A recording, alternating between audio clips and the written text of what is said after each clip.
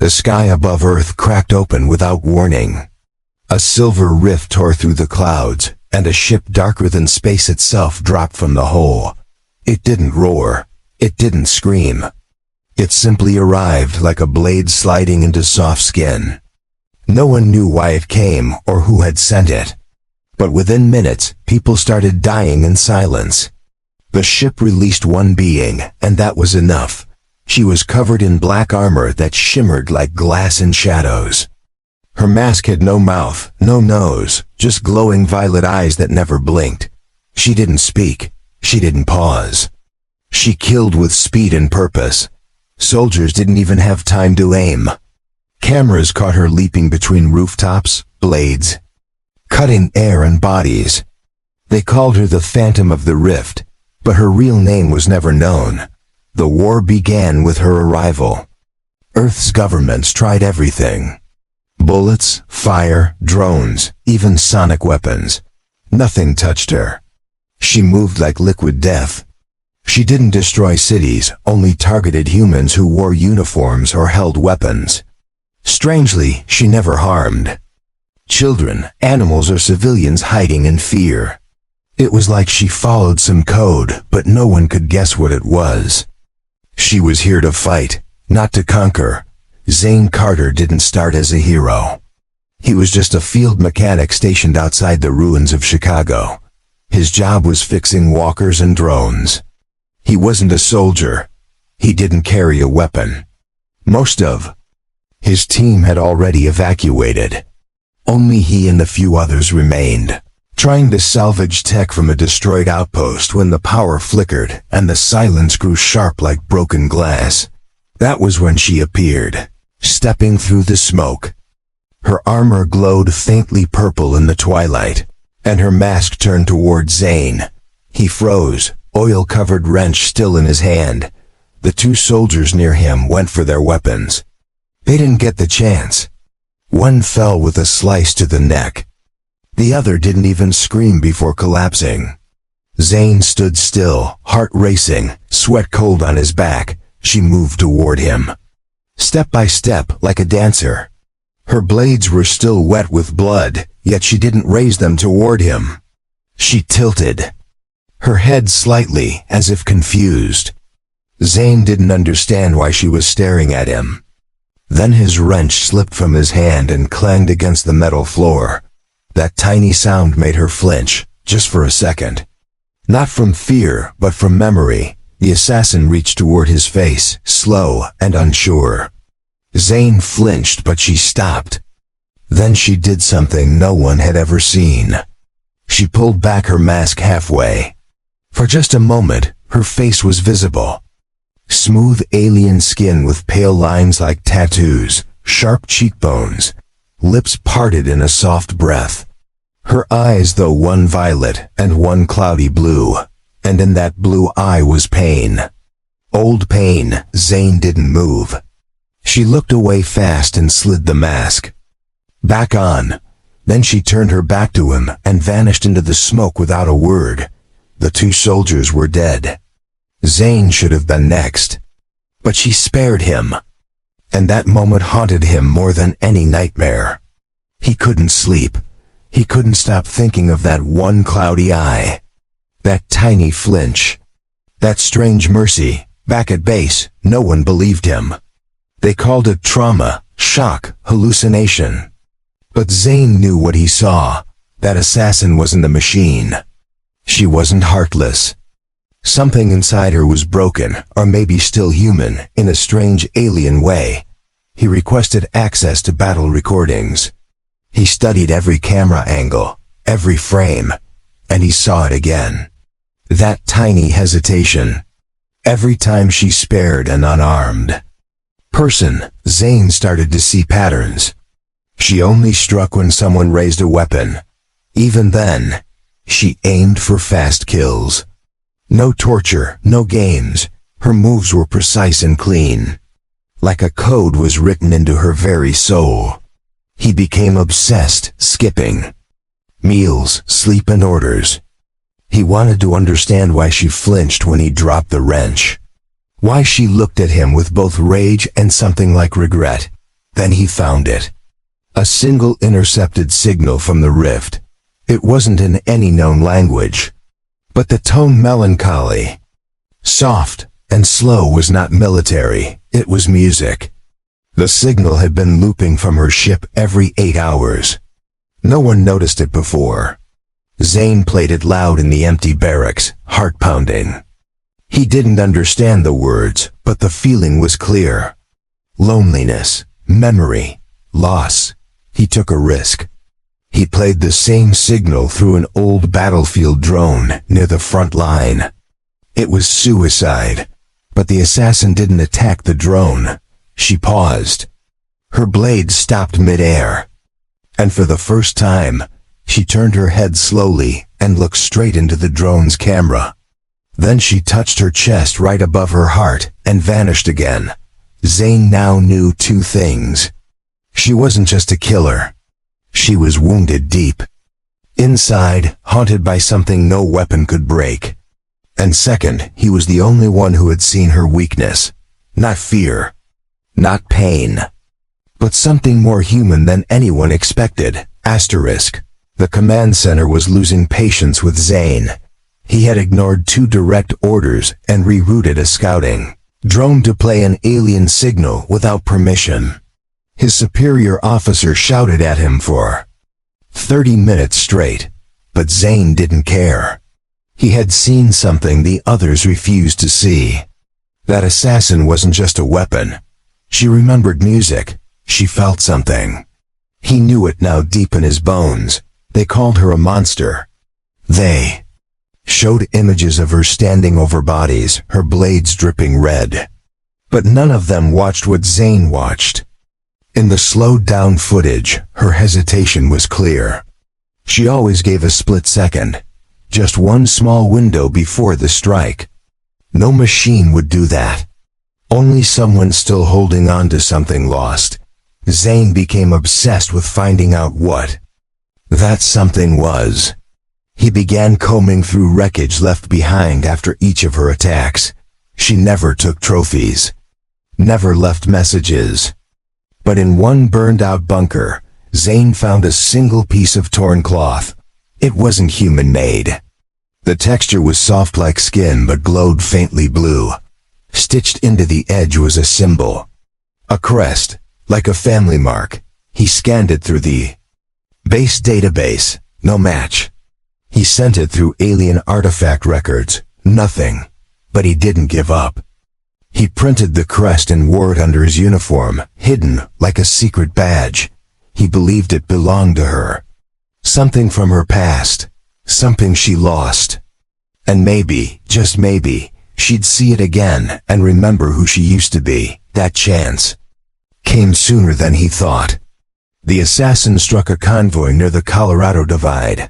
3 mechs were destroyed in minutes. Zane was on a scout team nearby. He had begged to be reassigned closer to the battlefront. His request had been denied. But he slipped through security, stole a crawler, and drove straight into the danger zone alone. He reached the edge of the destroyed convoy. Bodies and fire surrounded him. His hands trembled, but he moved forward, gripping the cloth in his hand. Then, out of the smoke, she came again. Black armor glowing in the firelight. Mask facing him, violet eyes fixed. She didn't run. She didn't strike. She walked slowly, blades down, like she remembered him too. Zane raised both hands. He didn't speak. He didn't blink. He simply held out the piece of cloth. She froze. The wind howled through the wreckage.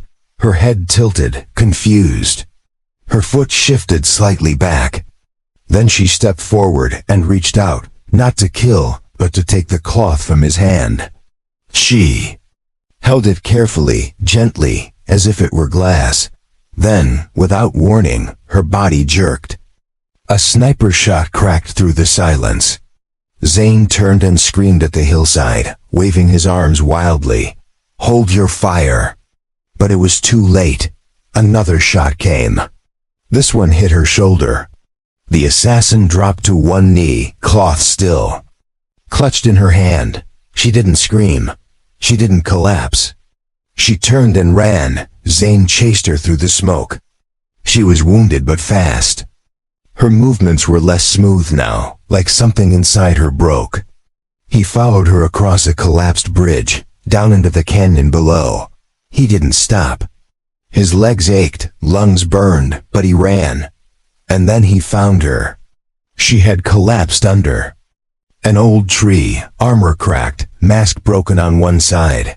He stepped forward slowly.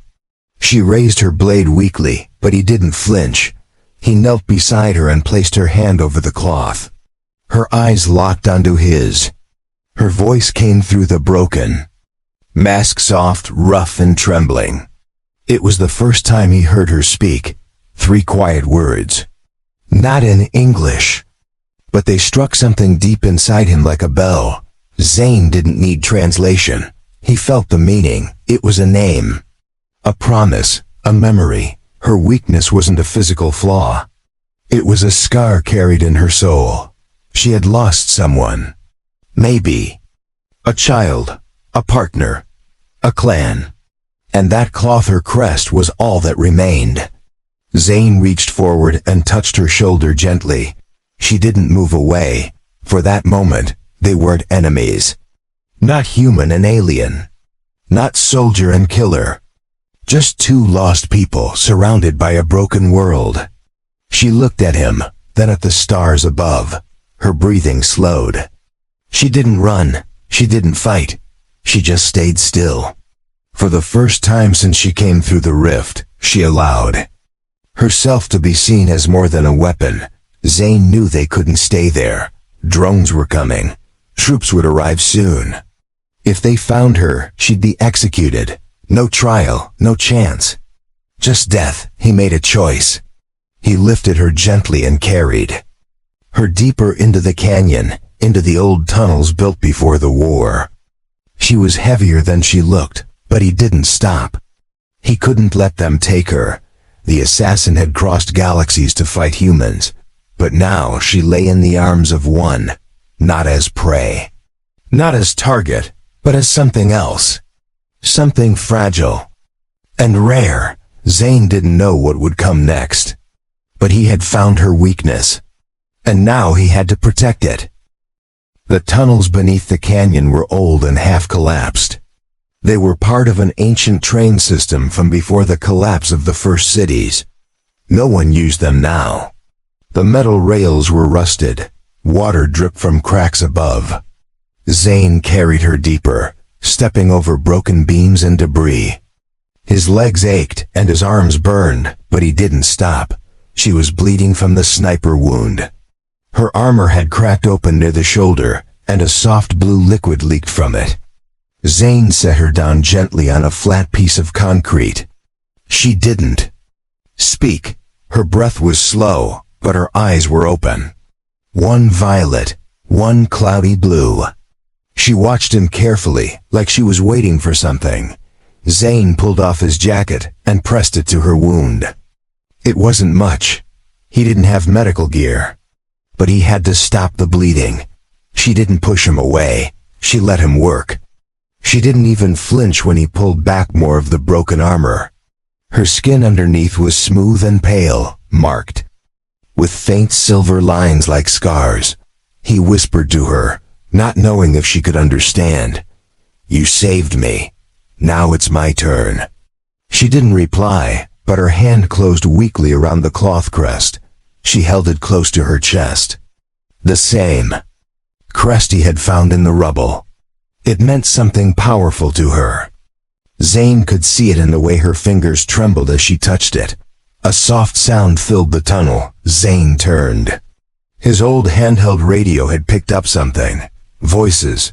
Military search teams were coming through the canyon. They were sweeping for survivors or enemies. Zane's chest tightened. If they found her, she'd be killed on sight. He turned off the radio and knelt beside her. Her eyes met his, and she seemed to understand the danger. Zane had a plan, but it was risky. He pulled off his helmet, placed it beside her, and used it to reflect light from his torch into the narrow path. Then he covered her body with pieces of rubble and metal sheets to hide her. She was still breathing slowly, her face half hidden behind the cracked mask. Zane took a deep breath and stood up. The patrol found him near the tunnel mouth. He waved his arms and shouted like he was injured and lost. They grabbed him, scanned him for weapons, then dragged him out into the daylight. They asked about the assassin. Zane lied. He told them she vanished into the smoke. He said he barely escaped alive. His voice was shaky, but they believed him. They sent him back to the forward camp. Medics checked him for burns and trauma.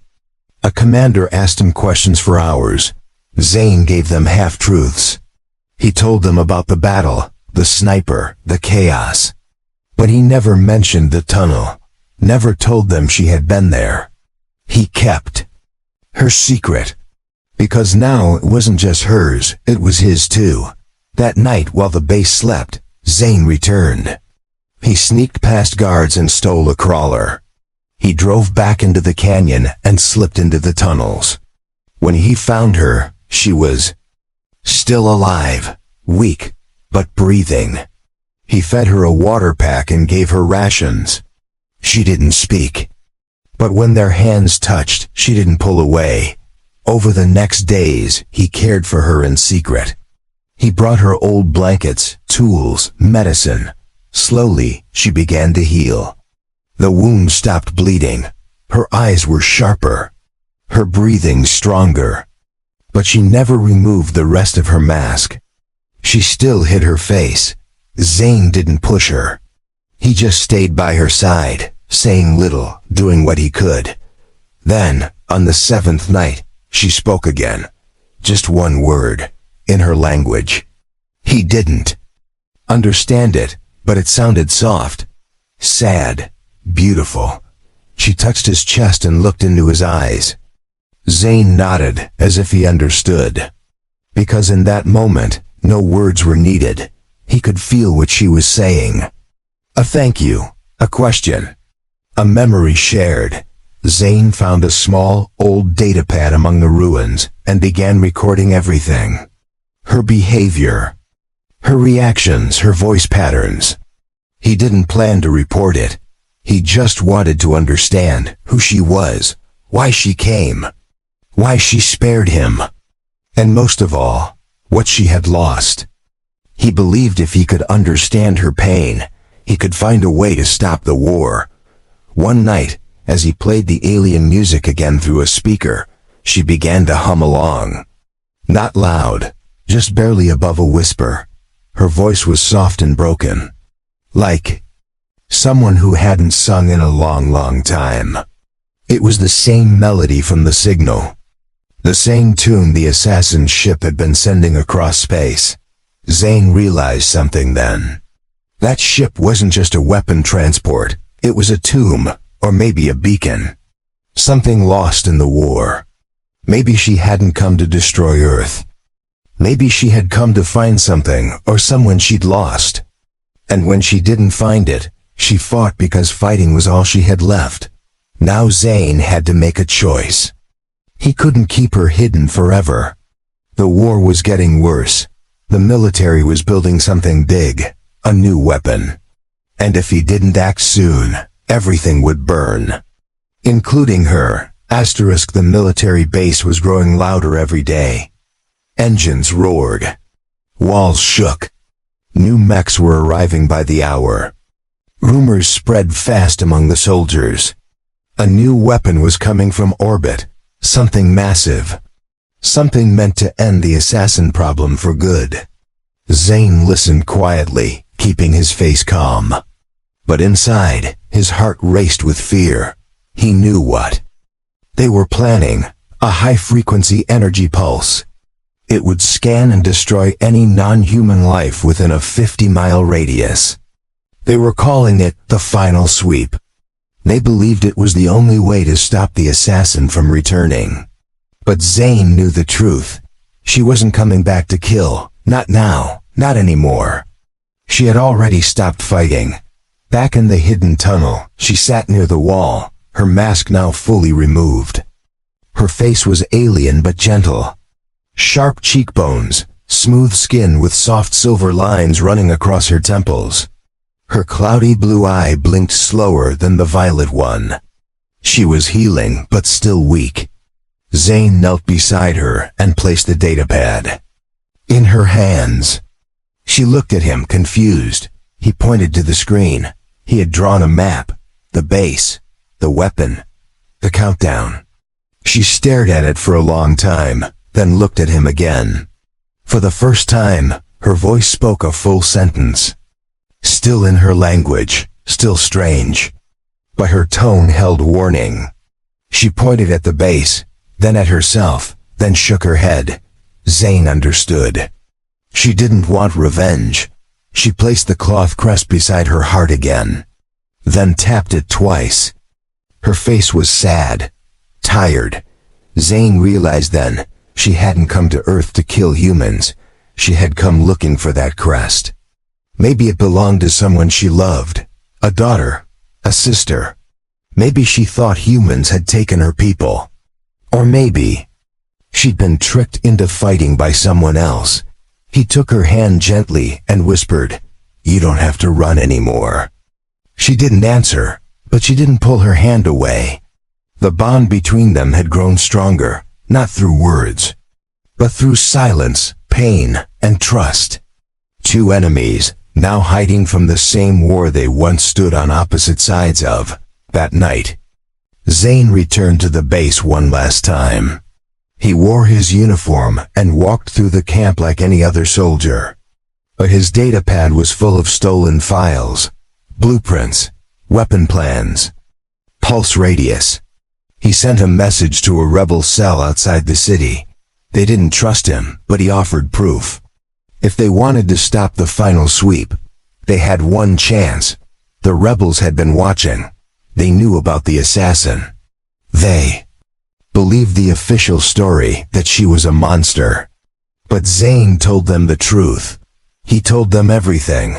The cloth crest, the music, the voice, the wounded heart. At first, they didn't believe. Then he showed them the recordings. The assassin healing, singing, crying silently in the dark. One of the rebel leaders was a woman named Mira. She had lost her brother in one of the early battles. She stared at the screen for a long time before speaking. If what you say is true, then she was never the monster. We were. Zane didn't reply. He didn't need to. Her eyes already held the guilt. The rebels agreed to help. They would target the power relays during the pulse countdown.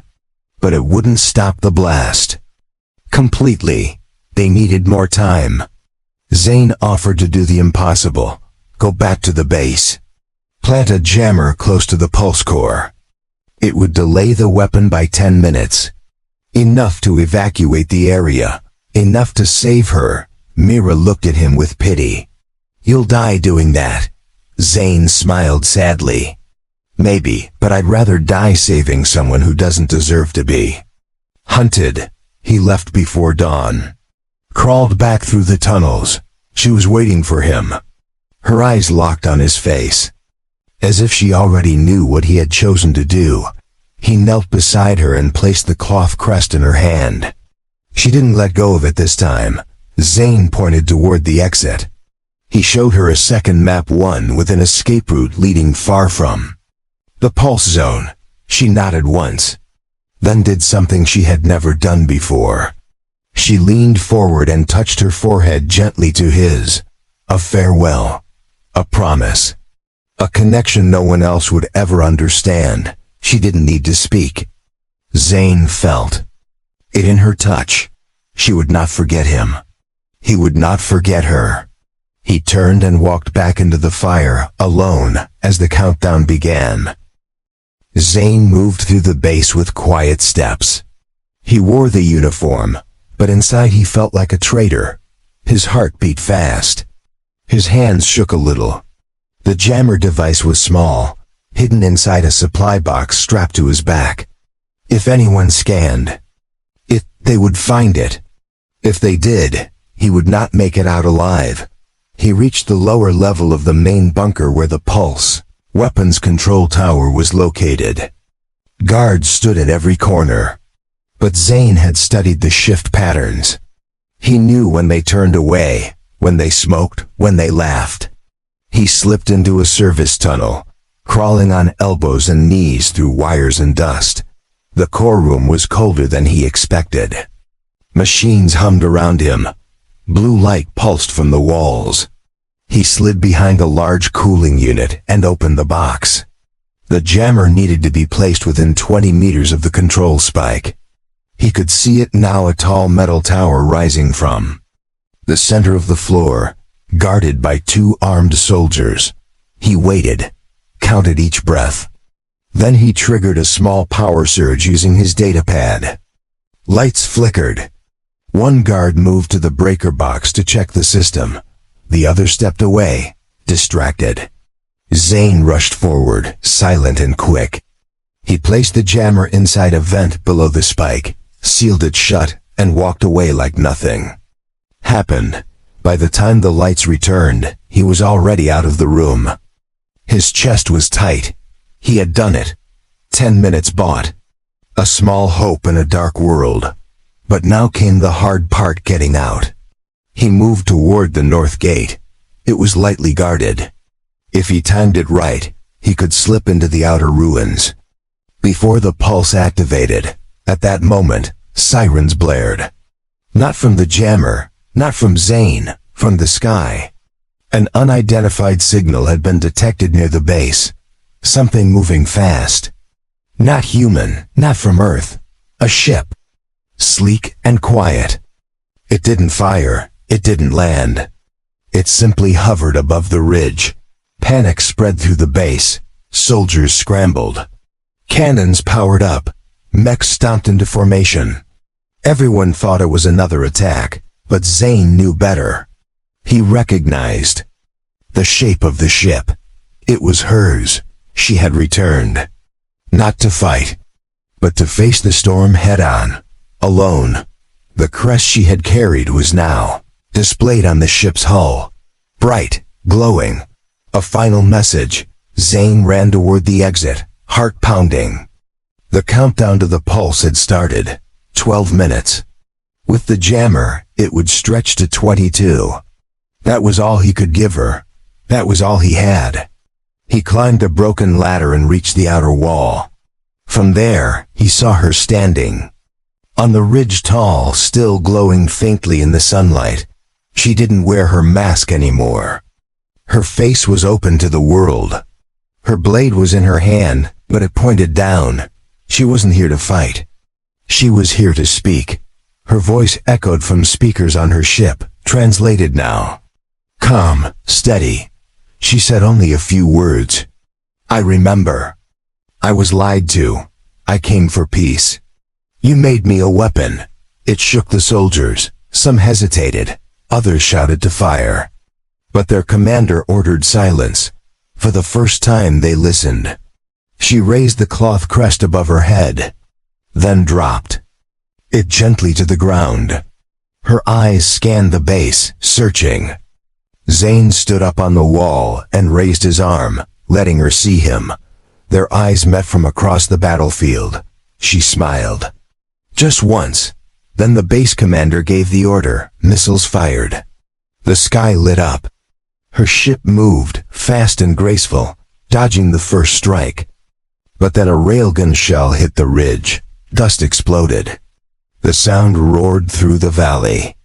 Zane shouted, screamed, begged them to stop.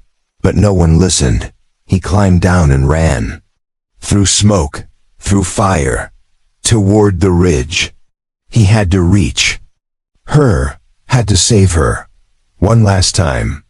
The countdown hit 20 minutes. The pulse tower began to shake. Zane's jammer was working, but not for long. His lungs burned. His legs stumbled. Then he saw her again, lying among the rocks. Her body was broken, but she was alive. Barely. Zane fell beside her, held her hand tight. Blood, blue and glowing, flowed from her side. She touched his cheek weakly. Her violet eye was full of light. Her cloudy one slowly dimmed. Her lips moved. A word escaped. Free. Zane held her as the sky pulsed white behind them. The energy wave was spreading, but it didn't reach them yet. The jammer was still holding. He looked up at her ship. It hovered silently, then slowly turned and began to rise into the sky. She had activated its memory system. It would carry her voice, her truth, across the stars. He closed his eyes and whispered, "You're not a weapon. You're not a monster. You were just lost." She gave him a soft smile. Then her hand went still. Zane sat alone on the ridge as dust and smoke faded into the wind. His hands were covered in her blood, blue, glowing, still warm. Her body had gone still, but her ship had not left. It remained in the sky, hovering, quietly, as if waiting for something. The pulse wave never reached him. His jammer had burned out seconds after the energy passed beneath the ridge. The base behind him was silent. No celebration, no cheers, just confusion. Their enemy hadn't fought back. She hadn't tried to kill them. She had stood there in full view, offering peace. And they had fired. Not because she attacked, but because they were afraid. Now the truth hung heavy in the air like smoke. Command tried to twist the story. They said she faked surrender. That her ship was armed. That her crest was a false signal. But soldiers had seen the look on her face. The way she stood. The way she dropped her weapon. They had heard her voice. Some refused to fight again. Others broke ranks. The lie was too loud to ignore. Zane didn't go back. He stayed in the canyon. He buried her under stone and sand, in the place where they first touched hands. He wrapped the cloth crest around her wrist. He didn't cry, he didn't scream. He just placed a hand on her grave and sat in silence, listening to the wind and the low hum of her ship above. Then the ship responded. A soft light glowed from its underbelly. A small capsule dropped near the grave. Zane walked to it slowly. Inside was a memory crystal, a perfect glowing shard marked with her crest. He touched it, and it lit up, projecting her voice. It wasn't a weapon. It was her final message, not to humans, but to her people. The words were translated by the ship's AI. I came to find home, but I found war.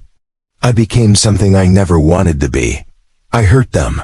They hurt me, but one did not. One reached for me, and I remember him. His name is Zane. The crystal dimmed, and the ship slowly rose toward the clouds. He stood there as it vanished into the sky. No explosion. No sound. Just a quiet climb, like it was carrying her spirit beyond the stars. He knew it was heading to her world.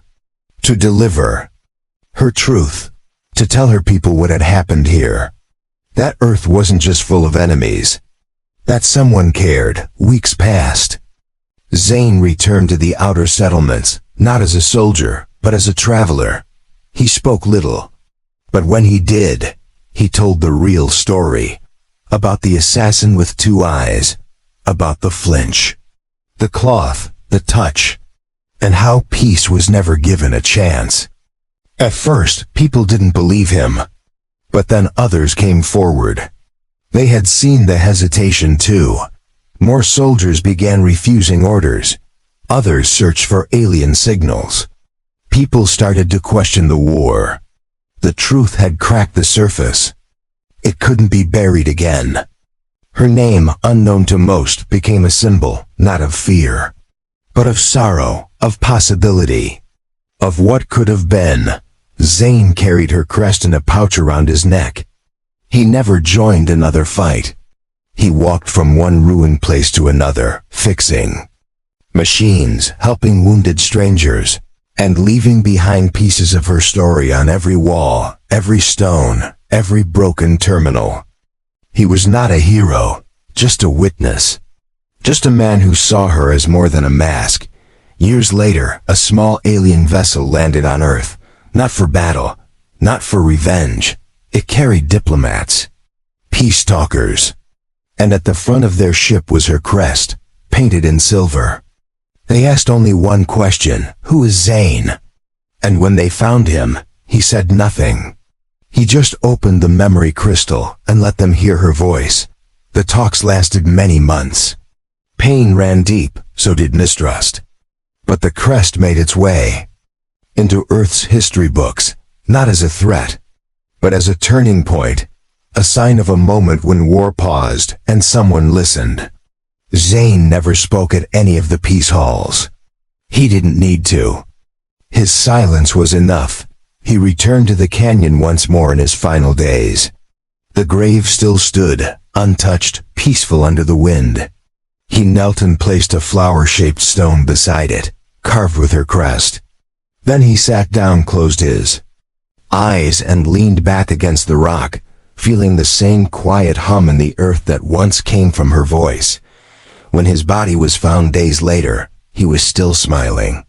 And carved in the stone behind him was one line, written in 2 languages. She was not a monster, she was just lost. And I found her.